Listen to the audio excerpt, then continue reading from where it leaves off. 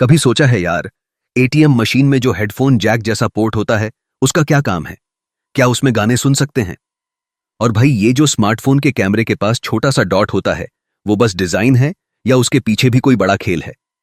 अब देखो, जैसे हर चीज का कोई ना कोई मकसद होता है, वैसे ही ये छोटे छोटे एलिमेंट्स भी किसी बड़े काम के लिए होते हैं।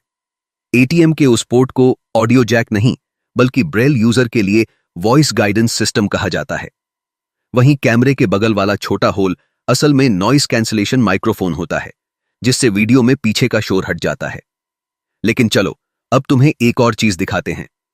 आपने कभी सोचा है कि दवाइयों की स्ट्रिप्स पर जो ब्लैक डॉट्स होते हैं, उनका मतलब क्या है? असल में ये मार्किंग्स इंडिकेट करती हैं कि वो पत्ता किस तरह की मशीन से पैक हुआ है और उसकी शेल्फ लाइफ कैसे ट्रैक करनी है। अब आते हैं स्कूल की कॉपी पर बनी वो नीली मार्जिन वाली लाइन पर।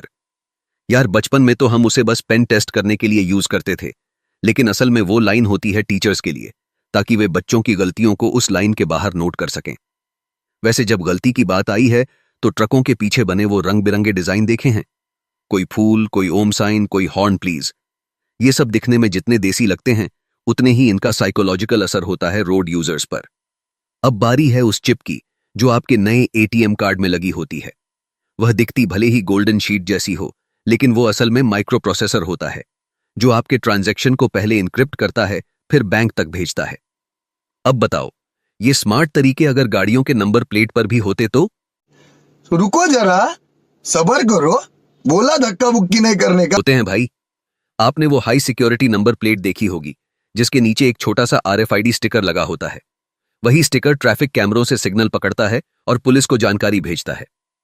वैसे तुमने कभी सोचा है कि क्यों हर पंखे पर रेगुलेटर अलग अलग घूमता है और कुछ घरों में वो स्लाइडिंग वाला होता है? असल में पुरानी तकनीक में वोल्टेज रेजिस्टेंस के जरिए स्पीड कम होती थी और उसमें बिजली ज्यादा जाती थी। लेकिन नए स्लाइडिंग रेगुलेटर ट्राई-एसी सिस्टम पर काम करते हैं, जिससे बिजली की बचत होती है। अब आते हैं हम उस सवाल पर जिसने बहुतों की नींद उड़ा दी। टॉयलेट में पानी की टंकी हमेशा ऊपर क्यों होती है? भाई, ये ग्रेविटी का गेम है। ऊपर से नीचे पानी तेजी से गिरता है, जिससे फ्लशिंग का प्रेशर बढ़ता है। अब एक बात और, आपने कभी किसी होटल में दरवाजे के नीचे एक छोटा सा गैप देखा है? वो कोई डिजाइन फ्लॉ नहीं है। वो इसलिए होता है ताकि अगर कमरे में कोई फंसे तो बाहर से गैस या धुआं अंदर न रुके और रेस्क्यू टीम को भी अंदाजा लग सके। और चलते चलते एक और कमाल की बात बता दूं। आपने कभी मैकडॉनल्ड्स की फ्रेंच फ्राइज का पैकेट ध्यान से देखा है?